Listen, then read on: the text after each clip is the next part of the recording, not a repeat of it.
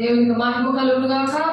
దేవుడి ఇచ్చిన మహాకృపను బట్టి దేవుని కోట్లాది వందనాలు చెల్లిస్తూ ఈ దినాన దేవుడు మనతో మాట్లాడుతుంది ఏంటంటే, ఈ ఉపవాస దినాల్లో దేవునితో మనం సమాధాన పడాలని దేవుడు కోరుకుంటున్నాడు. కాబట్టి దేవుని ఆత్మతో సత్యంతో ఆరాధిద్దాము. కృతజ్ఞతాపూర్వకంగా మన విన్నపాలు దేవునికి తెలియజేద్దాం.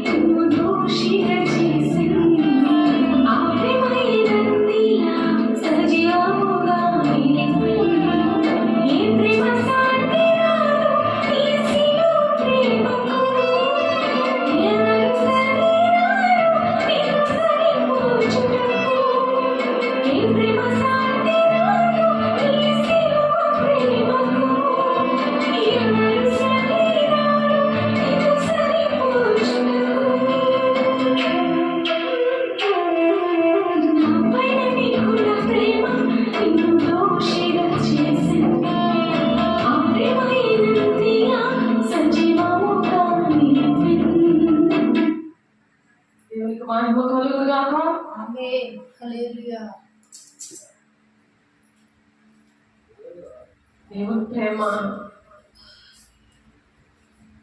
మనల్ని ఇలా సజీవులుగా ఉంచినందుకు మనం ఏంటంటే దేవుని దగ్గర దేవునికి స్థానం ఇవ్వకుండా దేనికి స్థానం ఇస్తున్నాం. బాప్తీసం తీసుకున్న తర్వాత దేవుడు ఏంటంటే క్రీస్తుని ధరించుకున్నాము అని ఉంటుంది వాక్యం యాకోబు పత్రికలో. కాబట్టి మనం క్రీస్తుని ధరించుకున్నప్పుడు ఒక కృతజ్ఞతగా దేవునితో సమాధానంగా ఉంటారు. దేవునితో వాదించే వారిగా ఉండరు. వాళ్ళు ఏంటంటే భూ సంబంధమైన మనుషులు అనమాట. పరలోక సంబంధమైన మనుషులుగా దేవుడు మనల్ని పిలుచుకున్నాడు. పరలోక సంబంధులుగా, భూ సంబంధులుగా ఉండి సాతాను సంబంధులుగా ఉంటే పైన వాటిని వెతకకుండా భూ సంబంధమైన వాటి మీద మనము మనసు పెట్టుకోకూడదు. అది మనం గమనించాలి. ఉపవాస దినాల్లో ఉపవాసం కూడా జాగ్రత్తగా చేయాలి. ఆరోగ్యం పాడవుతుంది ఎప్పుడైతే భూ సంబంధమైన ఆలోచనలతో మారు మనసు లేకుండా ఉపవాసం ఉంటే. అవి ఫలించవు, మారు మనసు రాదు. మరి ఉపవాసం ఉన్నా అది చాలా అంటే అది ఫలించుకుంటుంది అన్నమాట. కార్యాలు జరగకపోయేసరికి సేవకుల మీద నిందలేస్తారు. కానీ సేవకులు చెప్పిన మాట వినరు. ఉపవాసం ఉంటే నేను దేవునితోనే తేల్చుకుంటానంటారు. అలాంటి విషయాలు విని దేవుడు దుఃఖపడుతున్నాడు, నేను కాదు ఇక్కడ. అది మీరు గమనించి దేవునితో సమాధానం పడాలని దేవుడు ఆశపడుతున్నాడు. దేవుని బిడ్డ ఒకసారి, ఎందుకంటే మీకు దేవునికి మధ్యన రాయబారులుగా దేవుడు మమ్మల్ని ఏర్పాటు చేసుకున్నారు. దేవుని నామమునకు స్తోత్రం.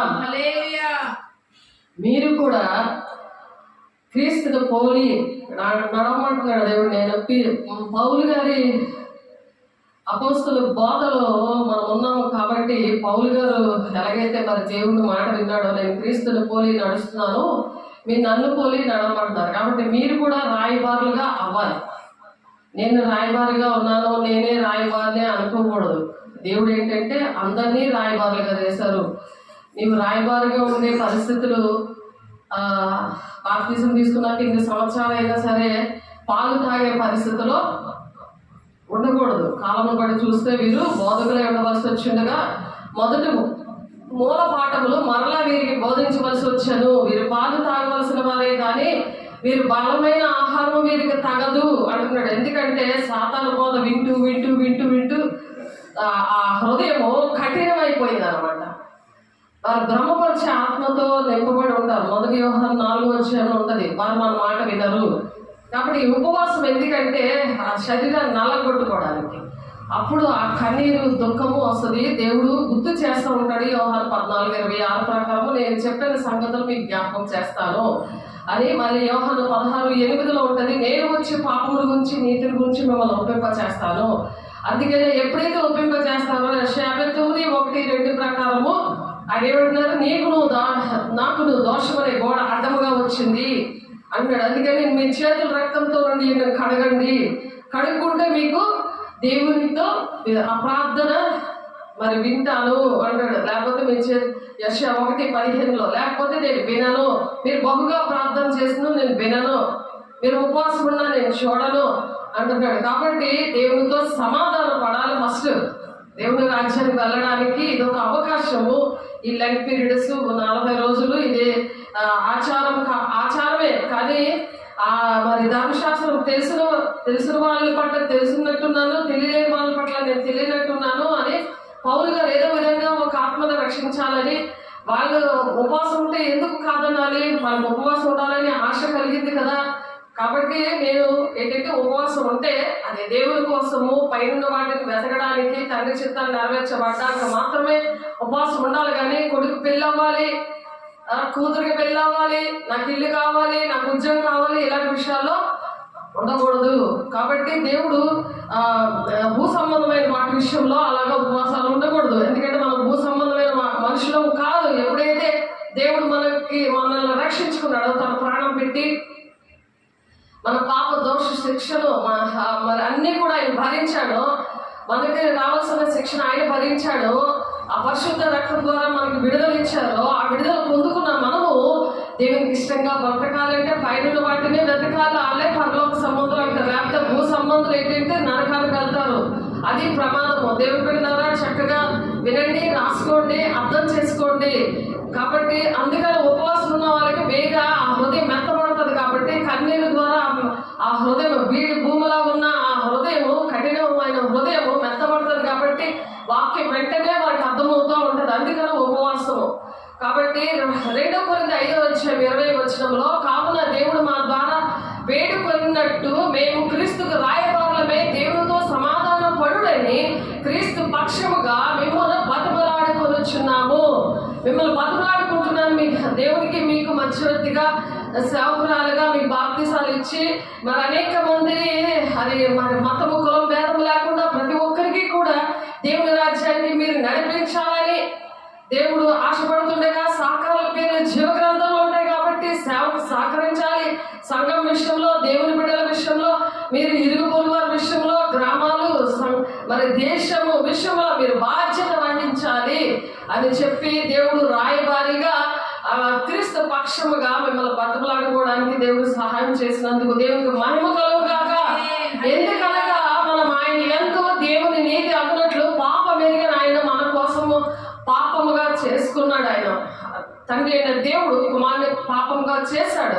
కాబట్టి ఆ పాపము మనం వలన ఆయన పాపంగా మారాడు. చాలా మందికి తెలియక ఆయన చనిపోయాడు, ఆయన దేవుడు కాదు, ఆయన ఎంతో తప్పు చేశాడు అని అనుకుంటున్నారు. అటువంటి వారికి నువ్వు పౌరుషంగా నువ్వు చెప్పగలిగి ఉండాలి. దేవునితో నీకు సమాధానం ఉంటే నువ్వు చెప్తావు. లేకపోతే నీకు దెయ్యాలు పట్టి నువ్వు పిరిగిదాలాగా, పిరికోళ్ళలాగా నువ్వు దాక్కొని ఉంటావు. ఆదాము హవ్వలు ఎలాగైతే పాపం చేసి దాక్కున్నారో, దేవుని బిడ్డలు ఎక్కడ ఉన్నారో దాక్కొని దేవుడు దుఃఖపడుతున్నాడు ఈ విషయంలో. మొదటి నీతిని, రాజ్యాన్ని వెతకండి, నీకు ఏది కావాలో నీ పర్లకు తెలుసు అని అంటున్నాడు. నీకు ఏది కావాలో, నీకు ఇల్లు కావాలా, కారు కావాలా, నీ కొడుకు కూతురు పెళ్లి కావాలా, పిల్లలు కావాలా, అన్నీ కూడా దేవుడు ఇస్తాడు. పర్లోక సంబంధమైన ఫస్ట్ వెతుకు. పర్లోక సంబంధమే అటువంటి నువ్వు ఫస్ట్ ఎప్పుడైతే వెతుకుతావో అప్పుడు దేవుడికి ఇస్తాడు. పరలోక సంబంధం రారాజు బిడ్డలుగా ఉంటారు. వాళ్ళ దేవుడు పోషిస్తాడు. వాళ్ళకి ఏది కావాలంటే ఆయన ఇస్తాడు. ఆయన యందు ద్రాక్షవల్లి ఆయన. కాబట్టి మీకు తెలుసు, ద్రాక్షవల్లి నేను, తీగల మీరు ఏది అడిగితే నా యందు మీరు ఉండి ఏది అడిగితే అది ఇస్తానంటున్నాడు. నీ సంవత్సరాలు నువ్వు ప్రార్థన చేస్తుంటే నీకు జవాబులు అందుకే రావట్లేదు. దేవుడు బిడ్డ, నీకు దేవుడు సేవకులు ఇష్టం ఉండదు, దేవుడు ఇష్టం ఉండదు. ఎందుకు నమ్ముకున్నానని ఎంతో వేదన పడిపోతున్నారు. ఆ వేదన కోసం ఇన్ని సంవత్సరాలైనా నాకు జవాబులు రావట్లేదని సాతానుడు నిన్ను పట్టుకొని పీడిస్తున్నాడు.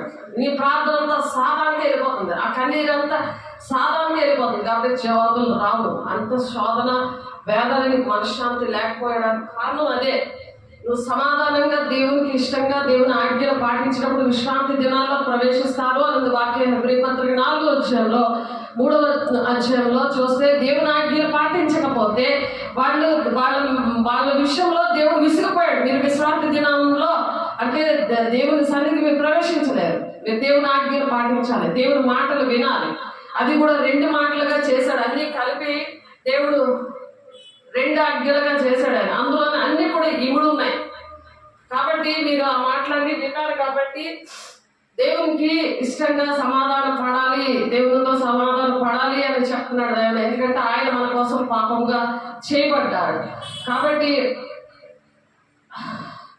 యోహాను 8:23 ఆయన కోసము మరి పైన నుండి వచ్చిన వాడు ఆయన. కాబట్టి ఆయన 23 చూడండి. యోహాను 8:23 అప్పుడు ఆయన మీరు క్రింది వారు, నేను పైనుండి వాడను, మీరు ఈ లోక సంబంధులు, నేను ఈ లోక సంబంధుడు కాను అని చెప్తున్నాడు.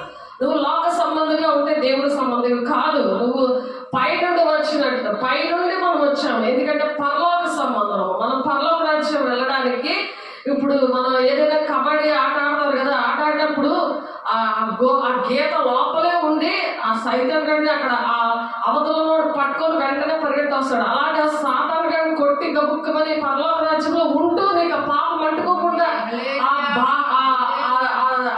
పాపం అనే షాల్ అనేది అంటుకోకుండా పరిగెట్టాలి. ఈ లోకం అనేది పరలోక రాజ్యం, కబడ్డీ లాంటిది అనమాట. నువ్వు పరలోక రాజ్యంలో ఉంటూ నువ్వు దేవుని రాజ్యాన్ని వెతుకుతుంటూ నువ్వు దుష్టుడు శరీర సంబంధిగా భూ సంబంధిగా ఉండకుండా, నువ్వు లోక సంబంధిగా ఉండకుండా పరలోక సంబంధిగా ఉండాలని నువ్వు ఉపవాసం ఉండాలి. దేవుని బిడ్డ ఆ విషయాలు దేవుని అడుగు, దేవుని దగ్గర ఒప్పుకో, విడిచిపెట్టు. అతిక్రమం దాచిపెట్టువాడు వర్ధిల్లడు, ఒప్పుకొని విడిచిపెట్టువాడే కనికరం పొందుకుంటాడు అంటున్నాడు. అందుకనే ఇక్కడ రాయబారిగా దేవుడు పెట్టారు దేవుని పిల్లల్ని. నువ్వు కూడా రాయబారిగా ఉంటాను అని తీర్మానం చేసుకో. దేవునికి మహిమ కలుగును గాక. దేవుని ఎడల నేనును నీ వంటి వాడను, నేనును జిగట మట్టితో చేయబడిన వాడనని యోబు ఆ విధంగా పోరాడాడు. యోబు 33:6. కాబట్టి మనము అలా పోరాడాలి. అలాగే యోబు గ్రంథంలోని 33:23 నరులకు యుక్తమైనది ఏదో దానిని వానికి తెలియజేయటకు వేలాది దూతలతో గరుడకు ఒకడు వానికి మధ్యవర్తి ఉండిన ఎడల, మధ్యవర్తిగా దేవుడు మీకు శాపనాలు ఇచ్చారు. ఆ మధ్యవర్తిగా ఆ గరుడకు ఒకడు వారికి మధ్యవర్తి ఉండిన ఎడల అంటాడు. నరులకు యుక్తమైనది ఏదో, యుక్తమైనది ఏది నీకు మంచిదో అని చెప్పడానికి ఇన్ని కూడా అలాగే చేస్తాను అంటున్నాడు. నేను ఒక్కదాన్నే కాదు, దేవుని బిడ్డ నీ శాపనాలు ఒక్కలే కాదు, నువ్వు కూడా అలాగే తయారవుతాను. నేను కూడా మధ్యవర్తిగా ఉంటాను. నా కుటుంబం విషయంలో వాళ్ళకి అన్ని చేసి పడుతున్నావు, వాళ్ళ కోసం ఏడుస్తున్నావు, శరీర సంబంధం ఏడుస్తున్నావు, ఆ రక్షణ కోసము నువ్వెప్పుడైతే నువ్వు రక్షణ పొందుకుంటావు, నువ్వెప్పుడైతే పరలోక సంబంధిగా ఉంటావో, దుష్టుడు ముట్టకుండా నువ్వు తను భద్రం చేసుకుని ఆ పరలోక సంబంధిగా ఉండి ఈ లోకంలో బ్రతుకుతావో, లోక సంబంధిగా ఉండి భూ సంబంధమైనవన్నీ ఎదగకుండా, అటువంటి ప్రార్థనలు చేయకుండా, అటువంటి ఉపవాసాలు చేయకుండా నువ్వు దేవుని సంబంధిగా ఎప్పుడైతే ఉంటావో దేవుడు నిన్ను దీవించడానికి, మధ్యవర్తిగా ఉండడానికి, దేవునికి నీకు మధ్యవర్తిగా ఉండడానికి దేవుడు సహాయం చేయుగాక. ఆమేన్. యెషయా 27:5 యెషయా గారు కూడా ప్రవచిస్తున్నారు ఏంటంటే, ఈలాగున జరగకుండానట్లు జనులు నన్ను ఆశ్రయింపవలెను, నాతో సమాధాన పడవలను, వారు నాతో సమాధాన పడవలను అని చెప్తున్నాడు ఆయన. దేవుడితో నువ్వు సమాధాన పడు. ఉపవాసం ఉంటే నువ్వు సమాధానం రాదు, నీకు సరి చేసుకో. భూ సంబంధమైన వెతకనయ్యా ఇక్కడ నుండి అటువంటి ప్రార్థనలు ఉపవాసాలు చేయనయ్యా నేను నీ రాజ్యాన్ని కట్టడానికి సహకారుల పేర్లు జీవగ్రంథంలో ఉంటాయని మరి ఫిలిప్పి 4:3 ప్రకారం పౌలు గారు స్త్రీల పేర్లు 2 స్త్రీలు క్లెమెంతులో ఉన్న స్త్రీలు దేవుని రాజ్యాన్ని కట్టడానికి పౌలుకి సహకరిస్తుంటే మీ పేర్లు జీవగ్రంథంలో ఉన్నాయని దేవుడు చెప్తున్నాడు. కాబట్టి ఎలా సహకరించాలి అంటే 2వ రాజుల 17:13 ఆయనను మీ దుర్మార్గములను విడిచిపెట్టి నేను మీ పితరులకు ఆజ్ఞాపించినట్టు నా సేవకులకు ప్రవక్తల ద్వారా మీకు అప్పగించినట్టు ధర్మశాస్త్రం బట్టి నా ఆజ్ఞల్లో కట్టడలో ఆచరించుడని సెలవిచ్చి ప్రవక్తలందరి ద్వారాను దీర్ఘదర్శన ద్వారాను యెహోవా ఇశ్రాయేలు వారికి యూదా వారికి సాక్ష్యం పలికాడు. ఆయన ఇక్కడ కూడా ప్రవక్తలు బాప్తిస్మం గల ప్రవక్తలకి దర్శనాలు కలిగాయి, కళలు కన్నారు. యవ్వనులు దర్శనాలు చూసారు. మరి యోబుల్ గారు 2:28 ప్రవచించినట్టు ఆ నెరవేర్పు అపోస్తలులు 2:17 ద్వారా మా జీవితాల్లో, మా సంఘంలో గ్లోరీ గాస్పెల్ చర్చ్ ఆర్గనైజేషన్ లో జరిగింది. కానీ నువ్వు ఎక్కడున్నావు? అవన్నీ భూమి మీద కప్పేసి నువ్వు అనేకమైన వ్యర్థమైన బోధనలో తిరుక్కొని ఉన్నావు. దేవుని బిడ్డ ఒకసారి ఆలోచించుకో, నువ్వు ఎక్కడున్నావు? దేవుడు నీతో మాట్లాడుతున్నాడు, సరి చేసుకో. దేవుని బిడ్డ దేవుడు నిన్ను ప్రేమించి మాట్లాడుతున్నారు. దేవుని బిడ్డ ఒకసారి ఆలోచించు, నా పరిస్థితి ఏంటి? నేను భూ సంబంధమైన వెతికితే దేవుడు రాజ్యానికి రాలేను. దేవుడు నాకు అన్నీ ఇవ్వాలంటే నేను పరలోక సంబంధమైన వెతకాలి, మొదటి నీతిని రాజ్యాన్ని వెతకాలి అని దేవుడు మరి ఆలోచిస్తూ మన పితరులైన దేవుడైన యెహోవా మాట్లాడుతున్నారు మనతోటి. ఏంటంటే తన జనుల యందును తన నివాస స్థలమందును కటాక్షము గలవాడే వారి వద్దకు తన దూతల ద్వారా వర్తమానం పంపుచూ వచ్చాను. అలాగ దూతల ద్వారా, దూతలు అంటే మధ్యవర్తులు. ఇదిగో సెల్ ఫోన్ ద్వారా వెళ్తుంది, యూట్యూబ్ లోని స్టేటస్ లో, ఫేస్బుక్ లో వెళ్తుంది. అది ఆ దూతల ద్వారా వర్తమానం పంపుచూ వచ్చాను. ఆయన పెందల కడ లేచి పంపుచూ వచ్చినాను.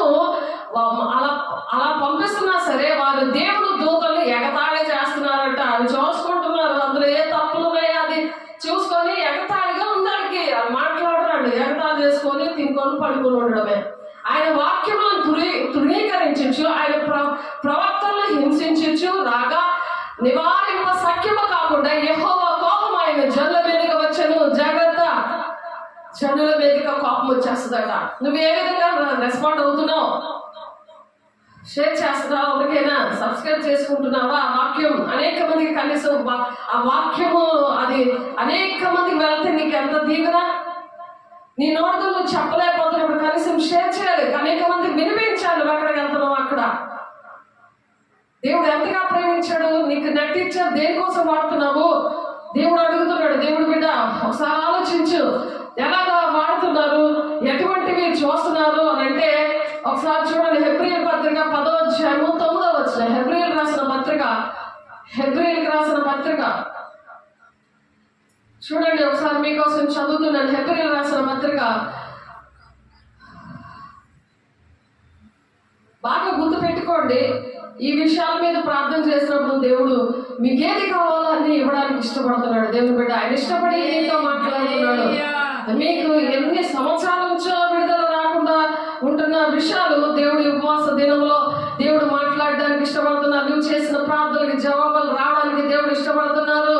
హెబ్రీయులకు రాసిన పత్రిక 13వ అధ్యాయం 9వ వచనం, నానా విధములైన అన్య బోధల చేత తప్పబడి అని చెప్తున్నారు. ఎందుకు మీకు జవాబులు రావట్లేదు?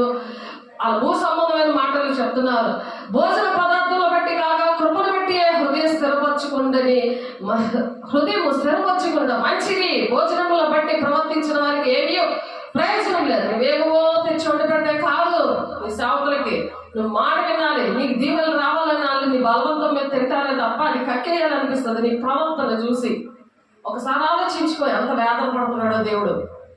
మధ్యవర్తిగా ఉన్న మాతోటి దేవుడు ఉంటే కానీ మాట్లాడినాను. ఇర్మియా 17:16 ఉన్నది. దేవుడు మాట్లాడటం, నీ కాపరిగా ఉండటం మానలేదు. నువ్వు గవర్నమెంట్ దినాలు చూడటం నేను కోరలేదు, ఎందుకంటే ఆయన ఉంటే మాట్లాడతాడు కాబట్టి కఠినమైన తీర్పు రాదు. దానికి యాకోబు 3:1 ప్రకారం కఠినమైన తీర్పు రాదు. అది ఘోరమైన దినం. అది నీ సన్నిధిలో నా మాటలు ఉన్నాయి, నీ సన్నిధికి రాకుండా ఆయన దేవుని ఆజ్ఞ పాటించట్లేదు కాబట్టి నీ సన్నిధిలో స్థానం లేకుండా అయింది. అది గమనించుకో. నువ్వు ఎక్కడెక్కడ అన్ని బోధలకి తిరుగుతున్నావు? దేవుని బిడ్డ నువ్వు ఎక్కడున్నావు? అపోస్తుల బోధలో నిన్ను పెంచితే, నిన్ను అక్కడ ఆ సంఘంలో నాటితే నువ్వు ఎక్కడున్నావు? మనకు ఒక బలిపీఠం ఉన్నది. ఆ బలిపీఠం దగ్గర మనం సేవ చేయడానికి దేవుడు ఇష్టపడుతున్నాడు. దేవుని బిడ్డ ఒకసారి ఆలోచించు. నీ పరిస్థితి ఏంటి? సరి చేసుకోవడానికి ఉపవాసం ఉండాలి.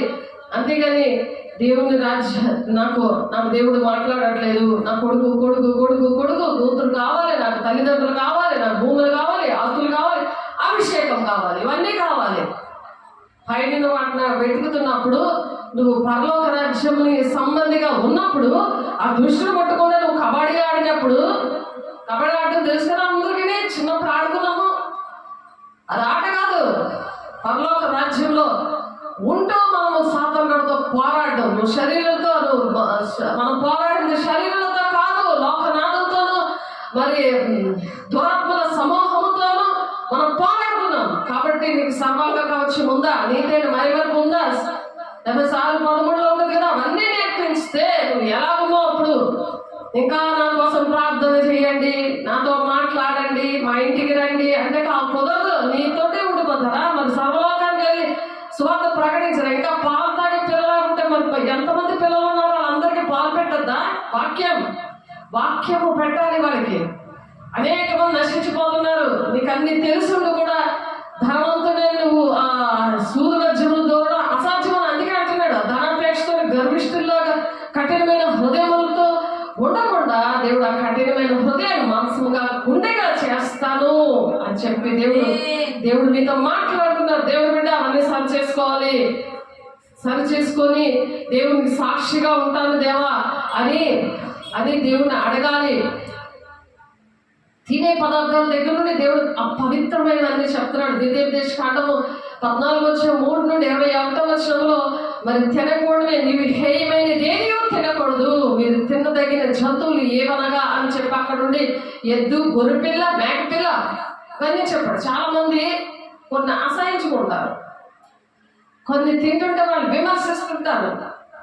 చూడండి, దాని కింద కూడా మీరు చదవండి, అవి చూడండి. ఎవరిని విమర్శించకూడదు. దేవుని వాక్యం తెలిసి మనకు ఉండాలి. వాక్యం తెలిసిన వాళ్ళు యోహాను సువార్త 10:35లో వాళ్ళ దేవుళ్ళు అంటున్నారు. మీరు దేవుడు కుమారులు దేవుళ్ళు అవుతారు, అంతేనా?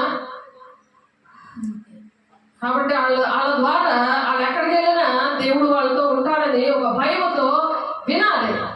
వాళ్ళు నా వంటి వాడిదే కదా అని అంటే చీల్చేస్తాను, తప్పించిన ఎవరు లేరు అనేది కీర్తన గ్రంథంలో 50వ అధ్యాయము లాస్ట్ వచనంలో. కాబట్టి మీరు దేవుడు పిల్లలు పరలోక రాజ్యము నుండి వచ్చిన బిడ్డలు పరలోక రాజ్యానికే వెళ్తారు, కానీ భూలోకంలో ఉంటూ కబడ్డీ ఆడాలి సాతానుగాడితో.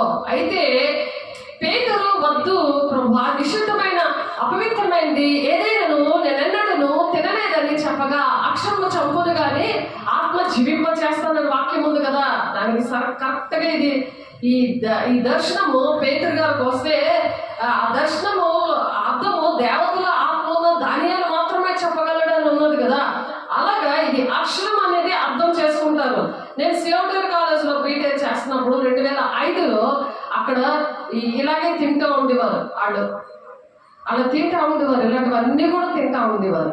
అంటే దేవుడు తినమన్నాడు కదా అని తినేవారు. కుక్కలు కూడా గజ్జి కుక్క కనబడ్డ దాన్ని కట్ చేసుకొని కాల్చుకొని చక్కగా తినేవారు. ఇదేంటి ఎలా తింటున్నారు అని అంటే అది ముందు వాక్యంలో మనం చూసాం కదా.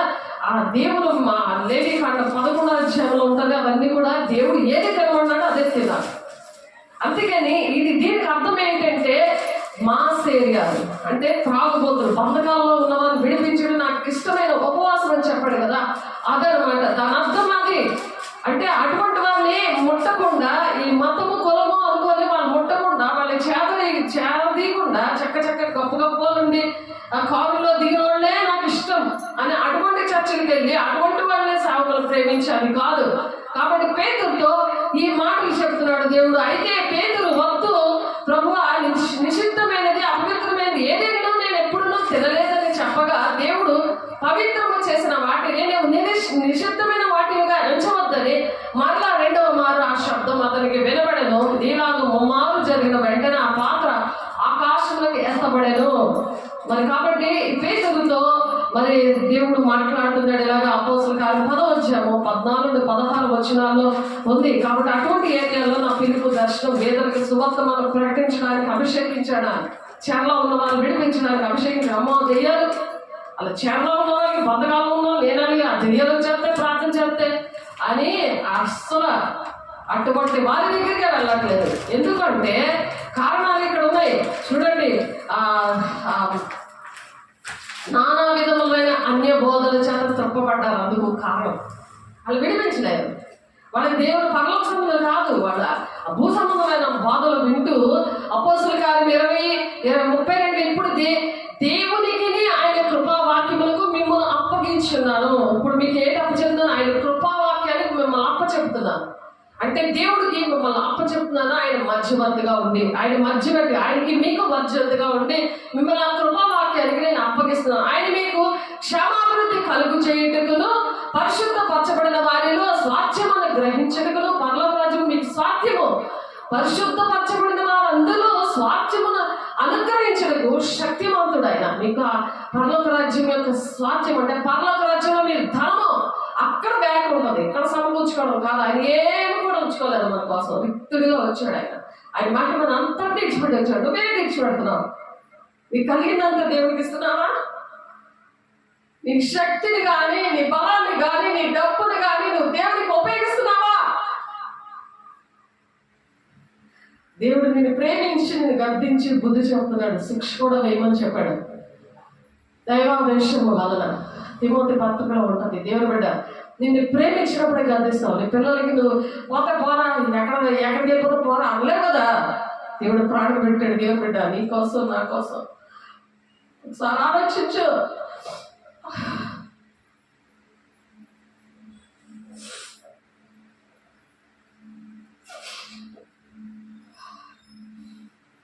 ఇప్పుడు దేవునికి ఆయన కృపావాక్యములు మిమ్మల్ని అప్పచెప్తున్నాను. ఆ కృపావాక్యానికి కృపను కృప అంటే ఏంటి? నువ్వెంత పాపం చేసినా, ఎంత నువ్వు దేవుని గాయాలు రేపినా, దేవుడు నిన్ను ప్రేమిస్తున్నాడు, నిన్ను రక్షిస్తున్నాడు, నిన్ను క్షమిస్తున్నాడు. ఒక తీర్మానం చేసుకో, దేవుని బిడ్డ క్షమించమని అడుగు. నువ్వు దేని కోసం? భూసంబంధమైన కోసం నువ్వు పరిగెడుతున్నావా? భూసంబంధమైన దెయ్యాల కోసం పరిగెడుతున్నావా? దెయ్యాల మనుషులు ఉండి నేను పీడిస్తున్నా లోపడిపోతున్నావా?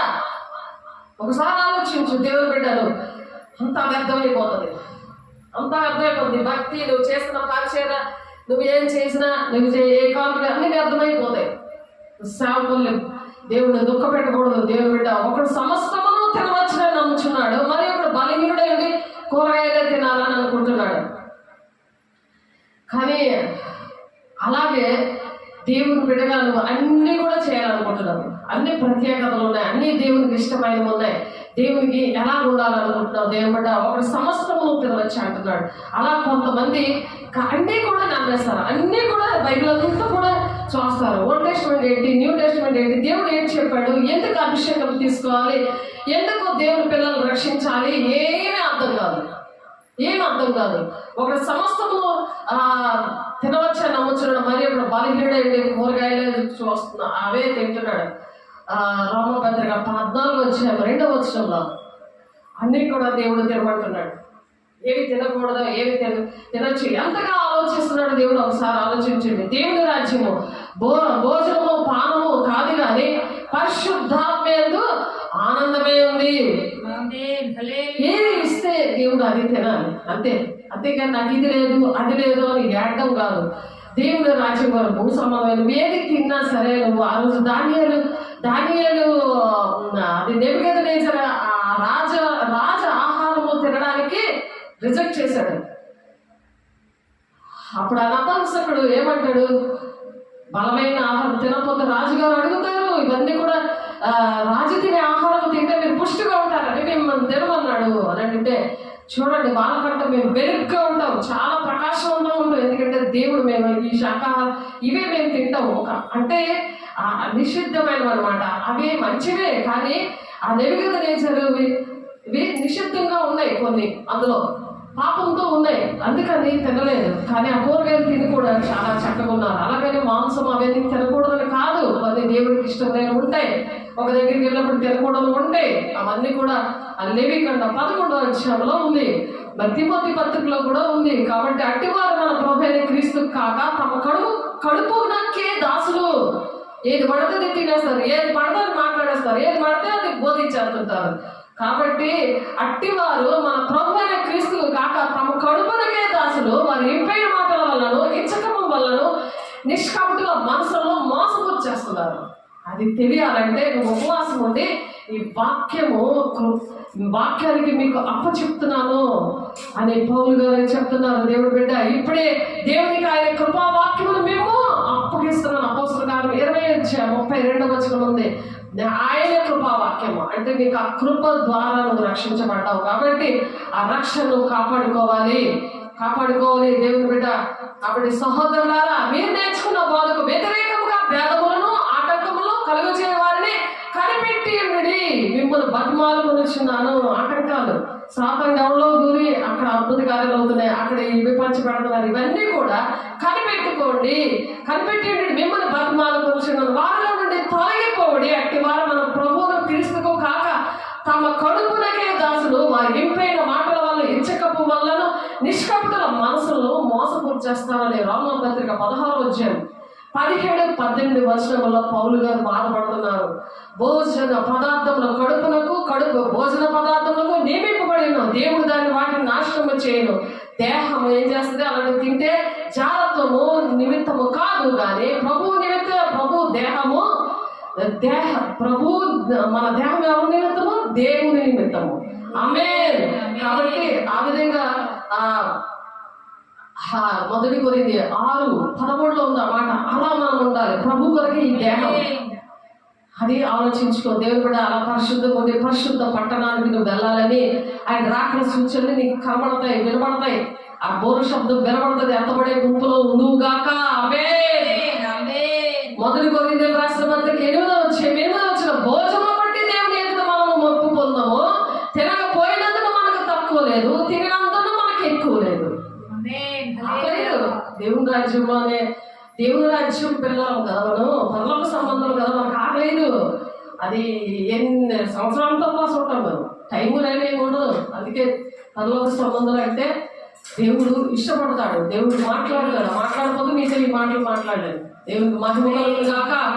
ఎందువలన నేను మిమ్మల్ని ప్రేమించినందువలన దేవునికి తెలియదు.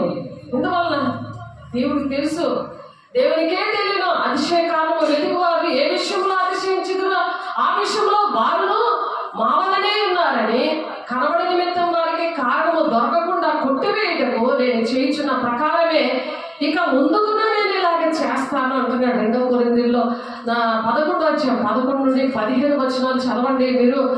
పౌలు గారు ఆ మాటలు చెప్తున్నాడు. మనం ఏకతెగక సహవాసంలో, ప్రార్థనలో, రొట్టె విచ్చుడండి అలా ఉంటే మీకు అర్థమవుతుంది ఈ దేవుని యొక్క పరలోక రాజ్యము బిడ్డలమో మనమని మీకు గుర్తొస్తుంది. భూ సంబంధమైన వెతకలు పరలోక రాజ్యం భూ సంబంధులుగా మీరు అన్ని కూడా చేసుకుంటూ కబడ్డీ ఆడినట్టు ఉండాలి. ఏది కూడా మీకు అంటకూడదు అనమాట. అంటే మిమ్మల్ని మట్టకూడదు, అంతే. ఉంటావు, అన్ని చేసుకుంటావు, కానీ ఆ సాతాన్ని టచ్ చేయకూడదు, నీ దేహం పాడకూడదు.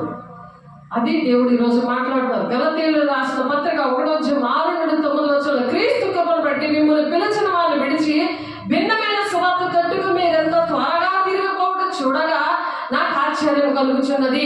అది మరి ఒక సువార్త కాదు కానీ క్రీస్తు సువార్తను చెరపగోరి మిమ్మల్ని కలవరపరచువారు కొందరున్నారు. దేవుడు ఒక బోధ చెప్తే నిన్ను కలవరపరిచి అక్కడికి రా ఇక్కడికి రా అనేవారు కొందరు ఉన్నారు. కాబట్టి మేము మీకు ప్రకటించిన సువార్త కాక మరి యొక్క సువార్తను మేమైనా పరలోకం వచ్చిన ఒక దూతలను మీకు ప్రకటించిన ఎడల మీరు శాపగ్రస్తులు. అలా ప్రకటిస్తే అతడు శాపగ్రస్తుడు అవును గాక అంటున్నాడు. ఇక్కడ గలతీయులు రాసిన పత్రిక 1:6-9 మేము ఇది వరకు చెప్పిన ప్రకారం ఇప్పుడు మళ్ళా చెప్పుచున్నాం, మీరు అంగీకరించిన సువార్త కాక మరి ఒకటి ఎవడైనాను మేము మీకు ఇప్పుడు ఇచ్చిన ఈ సువార్త కాకుండా ఇంకా ఎవడైనా సరే అంగీకరించిన సువార్త కాక మరి యొక్క సువార్తను మీకు ప్రకటించిన వాడు శాపగ్రస్తుడు అవును గాక. కాబట్టి ఆ దేవుని యొక్క పరలోకపు సంబంధమైన వాక్యము వినాలి, తెలుస్తుంది. భూ సంబంధమైన ఏంటంటే పర్లేదు, నేను దీవించుతాను, నేను ఆశీర్దిస్తాను, నేను కొడుకు పెద్దగా చక్కటి ఉద్యోగం వచ్చేస్తుంది, నీకు పెళ్ళి అయిపోతుంది, ఇవన్నీ కూడా చూసి ఆనందపడిపోతుంటారు. అవన్నీ వస్తాయి ఎప్పుడంటే నువ్వు పరలోక సంబంధిగా ఉన్నప్పుడు. నువ్వు దుష్టుడు ముట్టకుండా తాను భద్రం చేసుకున్నాడు. 1 యోహాను 5:18-17 వచనాలు ఉంటుంది కదా, మనం ఎప్పుడు చెప్పుకుంటాం. అలాగా మనం ఉండాలి అని చెప్తున్నారు. అలాగా ఉండి దేవుని బిడలుగా దేవునికి ఇష్టంగా అలా ఉండాలంటున్నారు. ఎవడైనా నువ్వు చక్కని మాటలు చేత మిమ్మల్ని మోసపరచకుండానట్లు ఈ సంగతిని మీకు చెప్తున్నాను అంటే కొలస్సీయులకు రాసిన పత్రిక 2:4 అలాగే కొలస్సీయులకు రాసిన పత్రిక 7-8 మీరు నేర్చుకున్న ప్రకారము విశ్వాసము స్థిరపరచు కృతజ్ఞతలు చెల్లించాలని దేవా నువ్వు ఇచ్చిన మాటల బట్టి నీకు వందనాలయ్యా. మనం ఆ వాక్యం ఇంటి ఇతరులు ప్రకటిస్తూ దేవుని కృతాస్తుతులు చెల్లించుడి అందు విస్తరించచ్చు. ఆయన అందుండి నడుచుకొనిడి, ఆయన అందుండి నడుచుకోవాలి. ఆయన నీలో ఉన్నాడా లేదా చెక్ చేసుకోవాలి. ఆ వాక్యం నీలో ఫలించట్లేదా, నీకు గుర్తుండట్లేదా, నీలో లేడు, లేకపోతే వెయిట్ చేసినా వ్యర్థమే. ఆయనను అనుసరింపక మనుషుల పారంపర్యాచారములు అనగా ఈ లోక సంబంధమైన బ్రాకెట్లో బోధములు అనుంది. లోక సంబంధిగా ఉంటే బోధం నీ ఒంట్లో ఉన్నట్టే లెక్క. మూల పాఠంలో అనుసరించి మోసకరమైన నిరర్ధక తత్వ జ్ఞానము చేత మిమ్మల్ని చెరపట్టుకొని పోవాడు ఎవడైనా ఉండినేమో అని జాగ్రత్తగా ఉండండి. వాక్యం నీళ్ళు లేకపోతే సాతాను ఏదో విధంగా నేను లాగుతాడు అని మీకు కళలో చూపిస్తాడు సాతాను గాడు. దేవుడే చూపించాడు కాబట్టి నువ్వు అలాగే పరిగెడతావు. నేను చూసాను, అండి పరిగెట్టుకొని చూసాను. దేవుడే చెప్పాడు మాకు ఇది అని వాదిస్తుంటారు. మళ్ళీ అది బ్రహ్మచాపం వచ్చాక వాళ్ళు మన మాట వినాలని అంటున్నాడు. అది ఎలాంటి స్టేజ్ అది చెప్పండి. మేము రక్షించలేమని అంటారు కదా, మా టైం అయిపోయిందండి దానికి సారీ అండి అంటారు కదా, చచ్చిపోవడానికి రెడీ అయిపోతే సివియర్ కేసు అండి మేమేం చేయలేమని చేతులు ఎత్తేస్తారు కదా, అలా తయారయ్యారు. అందుకని ఉపవాసం ఉంటే కరెక్ట్ గా ఉన్నారనుకోండి, దేవుడు మిమ్మల్ని రక్షించును గాక. దేవుడు మళ్ళా మీరు దేవుడు రాజ్యానికి, దేవుడు రాజ్య సంబంధాలకు మిమ్మల్ని చేదురు గాక. ఆమేన్. దేవుడు ఆశపడి చెప్తున్నాడు, దేవుడు బిడ్డ ఒకసారి గమనించుకో, మీరు నేర్చుకున్న ప్రకారం విశ్వాసమందు స్థిరపరచబడుదురు గాక. కృతాస్తుతులు ఆ బోధన బట్టి కృతాస్తుతులు చెల్లించుదురు గాక.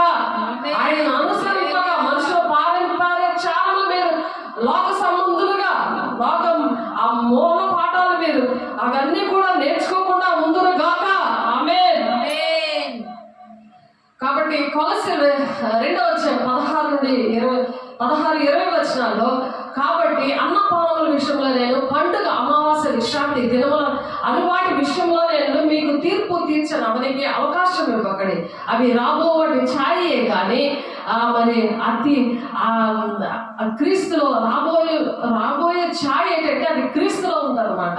అది క్రీస్తులో పరలోక రాజ్యము యొక్క మర్మాలు మీకు దేవుడు బోధిస్తాడు. అటు విధంగా అతి వినయాశక్తుడే దేవదూతారాధన ఇచ్చగలిగి తాను చూచిన వాటిని గుర్చి మరి ఎలా ఉంటాడు, గొప్పగా చెప్పుకొచ్చు తన శరీర సంబంధమైన మనసు వల్ల ఊరగా కుంగుతూ ఉంటాడు అనమాట. అలాగా మనం ఉండకుండా దేవుడు మరి పరలోక సంబంధాలుగా మనం చెయ్యాలి గాక. యేసు నామములో దేవునికి మహిమ కలుగును గాక. దేవునికి మహిమ కలుగును గాక. 2వ దశలోనికే పత్రిక 2వ అధ్యాయం 2వ వచనం, మీరు త్వరపడి చంచల మనసులు కాకుండా వల్లేను, బెదరకుండా వల్లేను, మన ప్రభువైన యేసుక్రీస్తు రాకుండా బట్టి మనం ఆయన వద్ద కూడుకుంటాడు బట్టి మిమ్మల్ని వేడుకొనిచున్నాను అంటున్నాడు.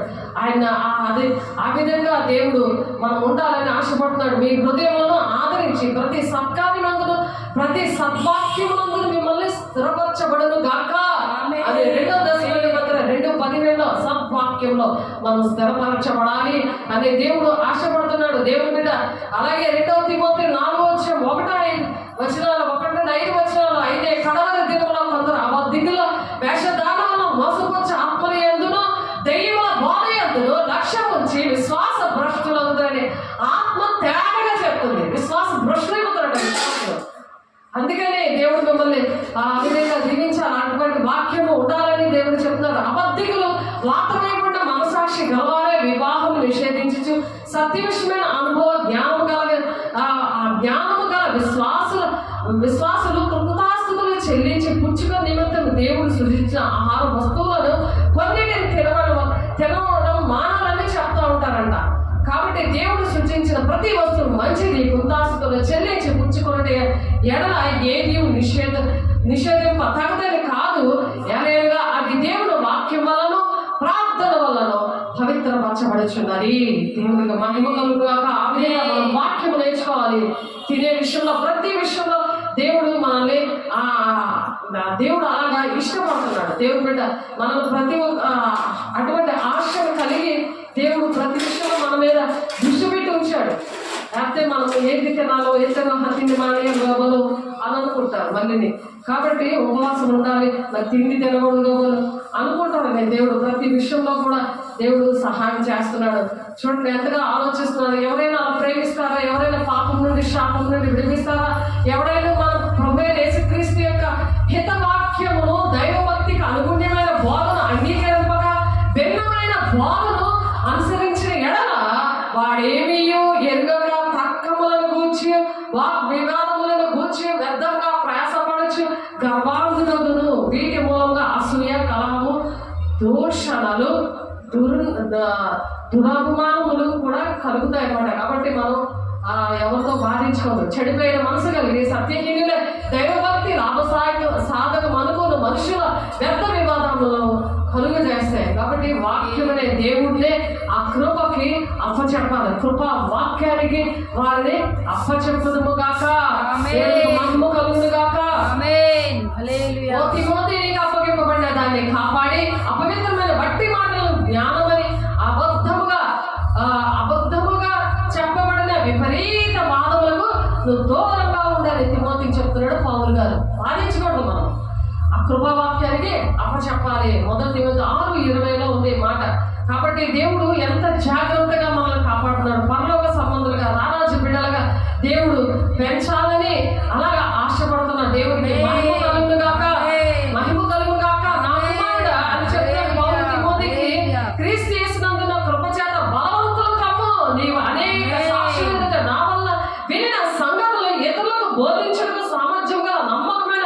మనుషులకు అప్పచెప్ప, నమ్మకమైన మనుషులకు అప్పచెప్పి. నమ్మకలేని వాళ్ళతో నువ్వు మాట్లాడితే ఏం లాభం ఉంటుందా? వాడికి ఎన్నిసార్లు చెప్పినా, ఎన్ని దేవుడు కార్యాలు చేసినా ఆయన వచ్చేస్తారు, అర్హత లేకపోయినా వచ్చేస్తారు. కానీ దేవా అని బతులాడి కన్నీరు కలిసి అన్ని ఇచ్చేస్తుంటే మళ్ళీ వాళ్ళు ఇంకా ఇవ్వలేదని వెళ్ళిపోయి కానీ అయ్యో దేవుడు ఇచ్చాడని కృతజ్ఞత మీటింగ్ పెట్టుకోరు.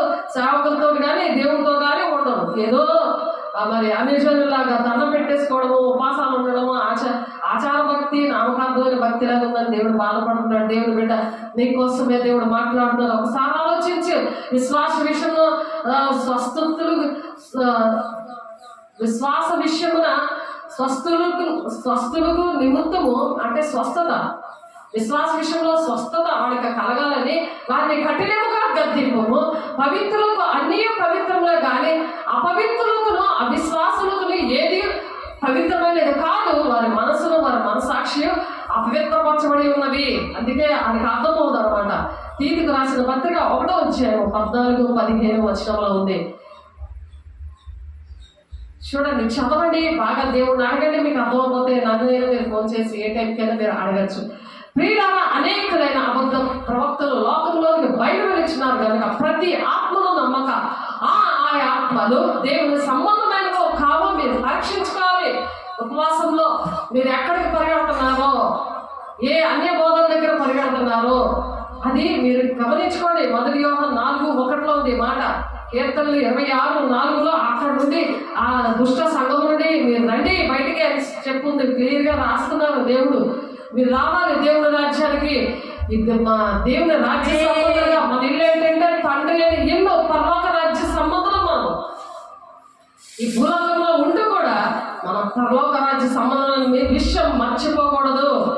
దేవుని బిడ్డలము, పరలోక రాజ్య సంబంధము, మనం రారాజు బిడ్డలము, దేవుని మహిమతో నింపబడి దేవుని యొక్క అభిషేకము దేవుడు ఇచ్చాడు.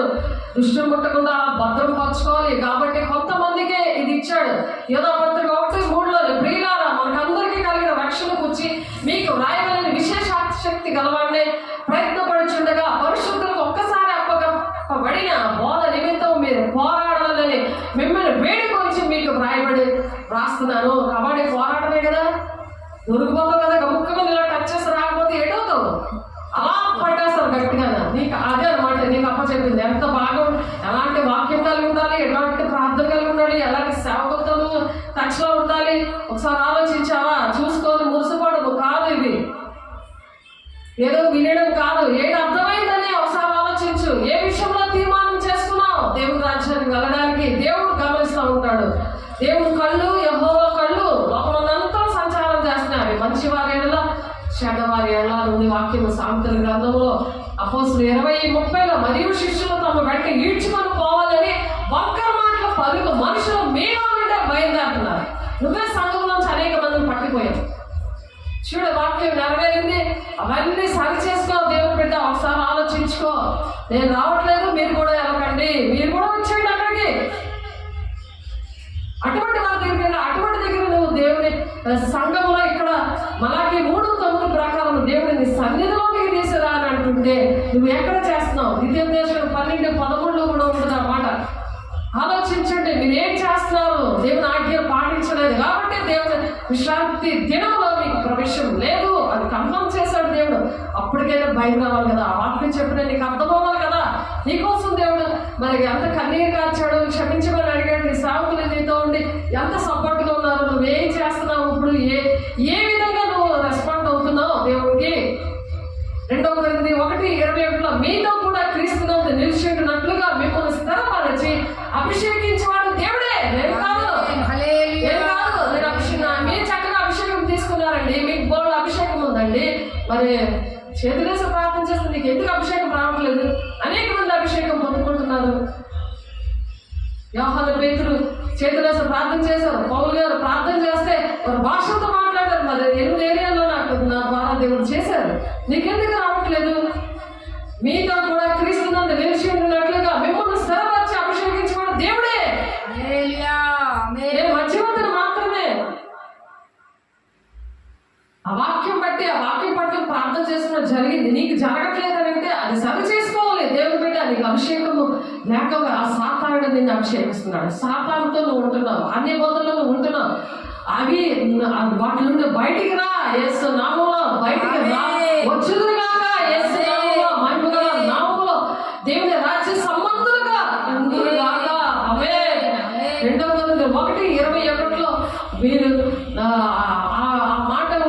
చూడు మళ్ళీ చదువుతాను, మీతో కూడా క్రీస్తు నందు నిలిచి ఉండినట్లుగా మీతో ఎవరున్నారో క్రీస్తు నిలబడాలి. మీలో నిలిచినట్లుగా మిమ్మల్ని స్థిరపరిచి అభిషేకించేవాడు దేవుడే. మీ స్థిరం లేదు, గాలికి చదవడం కొట్టిలాగా అనుకూలమైన బోధనలు వెతుకుంటున్నావు, అలాంటి సిద్ధపడిపోతున్నావు. ఎఫెసీయులు 5:6 వ్యర్థమైన మాటలు ఎవరినో మిమ్మల్ని మోసపరచనీయకండి. ఇంటి క్రియల వల్ల దేవుని ఉగ్రత అవిధేయులైన వారి మీదికి వచ్చును అంటున్నాడు. మీరు అవిధేయత చూపిస్తే ఉగ్రత వస్తుంది. నువ్వు హెచ్చరిక చేయబోతే ఆ ప్రాణానికి ఉత్తరవాది నువ్వే అంటున్నాడు. ఎస్కేల్ 3:18 హెచ్చరిక చేస్తున్నాను నేను. ఆ ఉత్తరవాది మీరు అవుతారు, నేను అవ్వను. నేను హెచ్చరిక చేయడానికే మధ్యవర్తిగా వచ్చాడు. కాబట్టి ఎఫెసీయులు రాసిన పత్రిక వ్యర్థమైన మాటలు వాళ్ళు ఎవరినో మిమ్మల్ని మోసపరచుకోవడం చూసుకునే బాధ్యత మీది, నాది కాదు.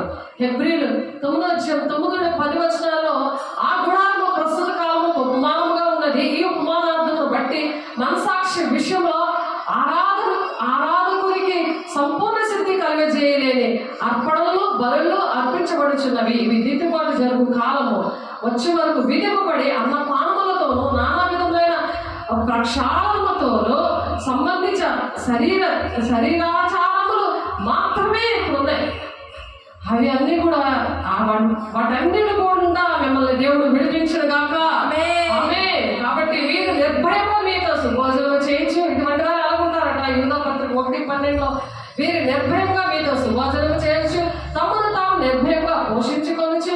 మీ ప్రేమ విందుల్లో దొంగ మెట్లుగా ఉంటారు. మీరు గాలి చేత ఇటువంటి కొట్టుకొని పోపు నిజర మేఘముగాను కాయలు కాలి ఫలములు లేక అవి కూడా చూపించాడు దేవుడు. పశువు నుంచి ఎంత పళ్ళ పొట్ట ఇలా ఇసిరేసినట్టు, ఒక చెట్టు ఉంటే ఒక 3 పళ్ళు కింద పడిపోయినట్టు చూపించాడు. అప్పటికేదో చెప్తున్నప్పుడు వినాలి కదా, అనుకూలమైన బోధనలు వెతుక్కోవడం మానేయాలి కదా. వెతుక్కున్నందు వల్ల నా పరిస్థితి ఎలా ఉందని సరి చేసుకోవాలి కదా. ఎక్కడ బోధనకి వెళ్ళారో వాళ్ళు కూడా చూపించాడు. ఆలోచించండి దేవుడు బిడ్డలారా. కాయలు రాలి ఫలములు లేక 2 మార్లు చచ్చి వేళతో పెకలించబడిన చెట్టుగా ఉన్నారు. ఆ పెకలించినట్టు కూడా చూపిస్తే నన్ను ఈ సంఘం నుండి పిగిలించేశాడంటే అందుకే నేను ఇక్కడ ఉన్నానండి. సాధారణ నీకు బోధ చేస్తున్నాడు, సాధారణ నీకు ప్రార్థన పెడుతున్నాడు, నీకు సాధారణ అన్ని కూడా చూపిస్తున్నాడు. అక్కడ నుంచి కూడా నన్ను అక్కడికి వెళ్ళిపోమన్నాడండి, నన్ను ఇక్కడే ఉండమన్నాడండి, ఈ సంఘంలోనే ఉండమన్నాడండి. 2 కుటుంబాలు ఎవరైతే ఈడ్చుకొని వెళ్ళిపోయారో ఆ 2 కుటుంబాలు అలాగే తయారయ్యాయి. దేవుడు బిడ్డ నువ్వు అటువంటి పరిస్థితుల నుండి దేవుడు చేస్తున్నాము విడిపించడం. 14:6 దినములు లక్ష్య పెట్టేవాడు ప్రభు కోసమే లక్ష్య పెట్టించున్నాడు. తినవాడు దేవుడు కృతాస్తుతులు చెల్లించుచున్నాడు కనుక ప్రభు కోసమే తినిచున్నాడు. తింటున్నామంటే ఎవరి కోసం తింటున్నాను? దేవుడి కోసం బ్రతకాలని, దేవుడి రాజ్యాన్ని సిద్ధపడి అనేక మందిని సిద్ధపరచాలని తింటున్నాను. ప్రభు కోసమే తినిచున్నాడు. తినని వాడు ప్రభు కోసమే తినడం మాని దేవుని కొంత ఆస్తులు చెల్లిస్తున్నాడు. మానేసి ఉపాసుడు దేవా నాతో మాట్లాడవా, బతుకులాడుకోవాలి. మీ విషయంలో రాయబారులుగా ఉండి మేము బతుకులాడుతున్నాం. అది మీరు బతుకులాడుకోవద్దా? ఆ ప్రార్థన చేస్తే అక్కడ వస్తాము. దేవుని ఆజ్ఞలు పాటించాలంటే వాళ్ళ మాట వింటే మాకు ఏదైనా జరిగితే మేము వస్తాము. ఇది అన్ని జనులు ఏమి తిందమో ఎన్ని త్రాగమే ఏ పూజిద్దామో ఏది ధరించుకున్నాం ఇలా ఉంది. అవుతే చేస్తాం, లేకపోతే లేదు. అవుతే వస్తాం, లేకపోతే రాము. లేదే అలాంటి ఇక్కడ తినములు లక్ష్య పెట్టువాడు ప్రభు కోసమే లక్ష్య పెడుతున్నాడు. తినువాడు దేవునికి కృతాస్తుతులు చెల్లించి తింటున్నాడు. ప్రభు కోసమే తినుచున్నాడు. తిన్నవాడు ప్రభు కోసమే తినడం మాని దేవుని కృతాస్తుతులు చెల్లిస్తున్నాడు. మానేసి అన్ని మానేసి దేవుని కృతాస్తుతులు చెల్లించి దేవా నువ్వు నాతో మాట్లాడావు. రోమపత్రిక 14:6 అలాగా దేవుని దగ్గర మనము దేవుని దగ్గర ఎప్పుడైతే అలా ఉంటామో దేవుడు చేస్తారు. చూడండి ఎఫెసీయులకు రాసిన పత్రిక 4 ఇంకా అలా ఉండద్దు అని చెప్తున్నాడు. 4:14 అందువల్ల మనం ఇక మీద పసిపిల్లలమై ఉండి మనుషుల మాయాపాయముల చేత వంచనతోనూ తప్పు మార్గంలో కుయుక్తతోనూ గాలికి కొట్టుకొని పోనట్లు కల్పింపబడిన ప్రతి ఉపదేశానికి ఇటు అటు కొట్టుకొని పోకుండా అలల చేత ఎగురు కొట్టబడిన వారమే ఉండకుండా ప్రేమ కలిగి సత్యం చెప్పుకోవచ్చు, క్రీస్తు వలె ఉండుటకు మనం అన్ని విషయంలో ఎదుగుదాము.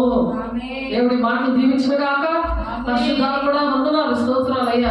మహిమగల దేవా, నీ కోట్లాది వందనాలు నాతో మాట్లాడి, మా బిడ్డతో మాట్లాడి, చేతులందరినీ మీరు దర్శించి మీరు మాట్లాడుతున్నారు దేవా, నీకు స్తోత్రాలు. ఆయన మహిమగలగా దేవా, దేవునితో సమాధాన పడడానికి నీ బిడ్డలు నాయన ఆశపడుతున్నారు ప్రభా. మీరే సహాయం తెచ్చండి, నడిపించండి. నన్ను పంపిన వాడు నాకు తోడై ఉన్నాడు, ఆయనకు ఇష్టమైన కార్యం నేను ఎల్లప్పుడూ చేయదును కనుక ఆయన నన్ను ఒంటరిగా విడిచిపెట్టలేదు అని చెప్తున్నాను ఆయన. పరిశుద్ధాత్ముడా అమ్మ 8:23-29 వరకు మమ్మల్ని దీవిస్తున్నందుకు నాయన. అయ్యా, మేము లోక సంబంధులుగా మేము ఉండకుండా నాయన, అయ్యా ఈ లోక సంబంధులైన నేను కాను అని చెప్పి పరలోక సంబంధులుగా మేము ఉండడానికి అయ్యా, తండ్రి ఇల్లు మాది, నా తండ్రిదైనా మా సొంత ఇల్లు తండ్రి ఇల్లు ప్రభా. నేను పరలోక సంబంధం ప్రభా.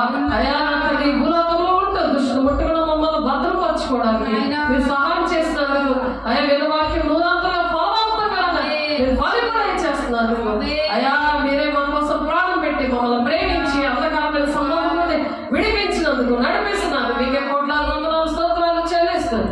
మీ సాక్షిగా రేపటి దినాన్ని మీరు నిలబెట్టుకుంటున్నందుకు మహిమ ఘనత ప్రభావం మీకే చెల్లిస్తుంది. పరిశుద్ధ నామంలో అయ్యా బ్రతిమలాడి వేడుకుంటున్నాం తండ్రి. ఆమేన్. తండ్రి యొక్క దీవెనకు మా యొక్క కృప పరిశుద్ధాత్మిక నిత్య సహవాసం సదాకాలము తోడే నడిపించును గాక. ఆమేన్. God bless you. దేవుడు మహిమ కలుగును గాక. దేవుడు మిమ్మల్ని దీవించి ఆశీర్వదించును గాక.